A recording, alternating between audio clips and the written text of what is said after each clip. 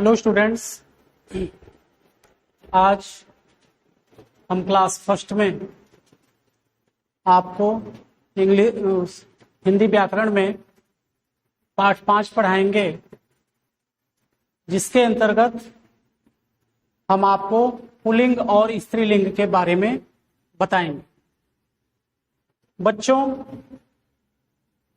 Pulling और स्त्रीलिंग जानने से पहले हमें ये जानना जरूरी है कि ये लिंग क्या होता है। तो लिंग का मतलब ये होता है कि जैसे हिंदी भाषा में कुछ शब्द ऐसे होते हैं जिनसे हमें स्त्री या पुरुष जाति के होने का ज्ञान होता है, वही लिंग कहलाते हैं। तो बच्चों, ये लिंग दो होते हैं, इनके दो भेद होते हैं। वही इसका एक भेद पुल्लिंग होता है और दूसरा भेद होता है स्त्रीलिंग। तो हमें इन्हीं के बारे में पढ़ना है। और जैसे आप तमाम शब्द सुनते होंगे, लोगों के द्वारा कहे जाते हैं, तो कुछ शब्द ऐसे होते हैं जिनसे पुरुष जाति का बोध होता है, जिनसे हम जिन शब्दों को जान करके जिन शब्दों को सुन करके हमें लगता है कि ये पुरुष जाति के हैं, उन्हीं को हम पुल्लिंग कहते हैं। और जिन शब्दों को सुनने से ये पता चलता है कि ये स्त्री जाति के हैं, तो उन शब्दों को हम स्त्रीलिंग कहते हैं। तो आइए पढ़ते हैं। देखिए, कुछ शब्द स्त्री जाति और कुछ शब्द पुरुष जाति के होते हैं। जैसे ये जो फिगर दिया हुआ है, इसमें देखिए, पिता, माता, नाना, नानी, लड़का, लड़की, दादा, दादी, चाचा, चाची। अब बच्चों, ये जो फिगर है बना हुआ है और इसमें जो ये वर्ड्स शब्द लिखे गए हैं, इनको पढ़ने से ये पता चल जा रहा है कि कौन स्त्री जाति के हैं और कौन से पुरुष जाति के हैं। तो जो शब्द स्त्री और पुरुष जाति का बोध कराते हैं, उन्हें ही हम क्या कहते हैं? लिंग। तो देखिए, जो शब्द स्त्री व पुरुष जाति का बोध कराते हैं, उन्हें लिंग कहते हैं। जैसे देखिए, पिता, पिता क्या है? पुरुष जाति के, तो पिता क्या है? पुल्लिंग।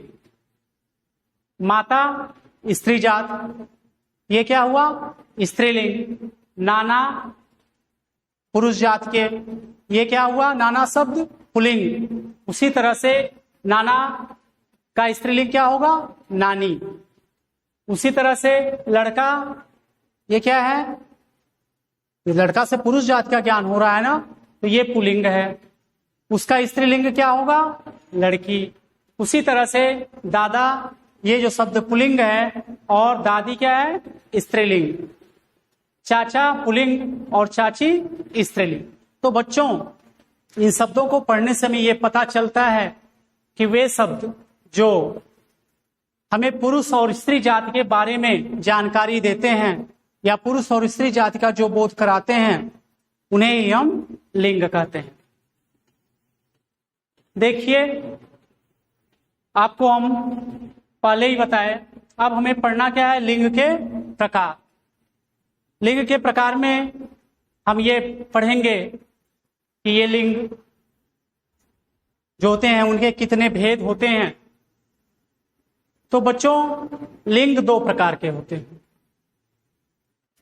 पुल्लिंग और स्त्रीलिंग।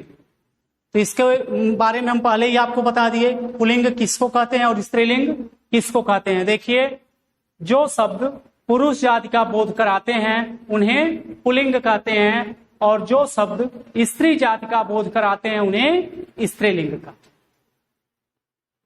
जैसे देखिए, ये चूहा, कौन सा वर्ड है? चूहा। अब चूहा का स्त्रीलिंग क्या होगा? चूहिया। अध्यापक का स्त्रीलिंग अध्यापिका। अध्यापक क्या है? पुल्लिंग है। बैल ये पुल्लिंग शब्द है, और गाय क्या है? स्त्रीलिंग। शेर पुल्लिंग और शेरनी स्त्रीलिंग। तो बच्चों ये पुल्लिंग और स्त्रीलिंग के बारे में दिया गया है। अब देखिए ये इस फिगर में सेठ क्या है? पुल्लिंग शब्द है, और इसका स्त्रीलिंग शब्द क्या होगा? सेठानी।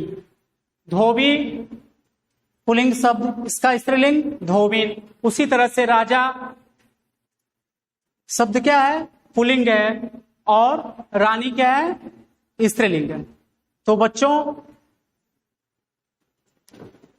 ये इसके बारे में आपको पता चल गया होगा कि पुल्लिंग क्या होता है, स्त्रीलिंग क्या होता है। एक बार फिर आपको हम बता देते हैं कि पुल्लिंग वे शब्द होते हैं जिनसे हमें पुरुष जाति का ज्ञान होता है, जैसे भैया, दादा, चाचा, पिताजी, चूहा, कौवा, है ना। ये तमाम ऐसे शब्द हैं जिनसे पुरुष जाति का ज्ञान होता है। घोड़ा, गधा, मोर, ये सब क्या है? पुल्लिंग शब्द हैं। और कुछ शब्द जो स्त्री जाति का बोध कराते हैं, जैसे माता, बहन, भाभी,